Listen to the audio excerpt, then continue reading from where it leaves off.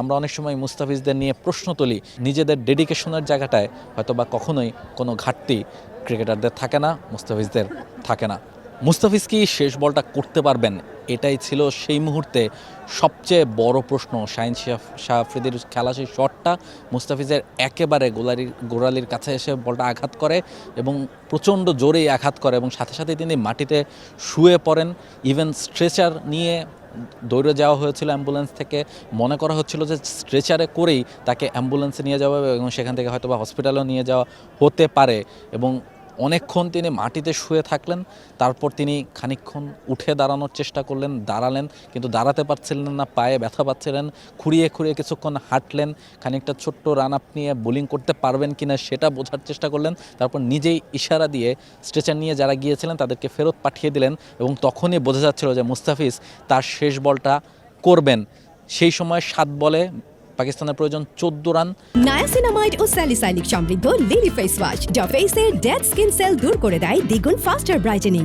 শাহিন শাহ আফ্রিদি তিনি তখন উইকেটে ছিলেন এবং সেই বলটা যদি মুস্তাফিজ না করতে পারতেন, একজন স্পিনারকে দিয়ে সেই বলটা করাতে হতো এবং সেই বলে বাউন্ডারি আসলে হয়তো বা ম্যাচ থেকে ছিটকে যেত, বাংলাদেশ সিরিজটাও হারতে হতে পারতো। ফলে সেই সময় মুস্তাফিজ যখন সিদ্ধান্ত নিলেন তিনি বলটা করবেন, তিনি যখন রান আপের জন্য গেলেন, তখনই পুরো মিরপুর স্টেডিয়াম যেন একসঙ্গে গর্জে উঠল, একসঙ্গে মুস্তাফিজ বলে চিয়ার করতে শুরু করলো। কেননা প্রত্যেকেই সে রিয়েলাইজেশনটা করতে পেরেছে যে ওই মুহূর্তে দাঁড়িয়ে মুস্তাফিজের বোলিং করাটা ওভাবে বলের আঘাত পাওয়ার পরেও কতখানি ডিফিকাল্ট, কতখানি ডেডিকেশন, কতখানি কারেজের প্রয়োজন হয়। তার বলটা যদি খারাপ হতো, তিনি যদি সঠিক জায়গায় বলটা করতে না পারতেন, বাউন্ডারি হতো, তাহলে হয়তো বাংলাদেশ ম্যাচটা হেরে যেতে পারতো। এমন ক্রাঞ্চ মোমেন্টে মুস্তাফিজ সিদ্ধান্ত নিলেন, নিজের উপর ভরসা রাখলেন, উঠে দাঁড়ালেন, বোলিং করলেন, উইকেটটাও নিলেন এবং বাংলাদেশকেও সেখানেই বোধহয় ম্যাচটা জিতিয়ে দিলেন, সেখানেই বাংলাদেশকে সিরিজটাও জিতিয়ে দিলেন। যদিও শেষ ওভারটা রিশাদও খুব দারুণ বোলিং করেছেন, তবে মুস্তাফিজের ওই কারেজ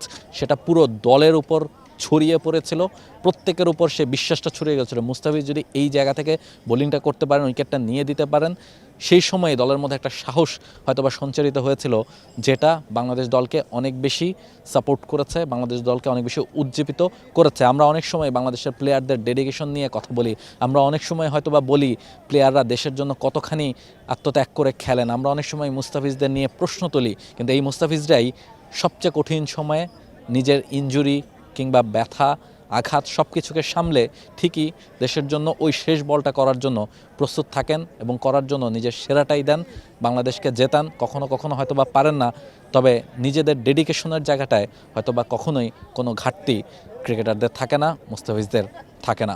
মিরপুর থেকে রাহুল রায়, জি sports. For more updates, subscribe to our YouTube channel and click on the bell icon. Follow us on Facebook and Instagram.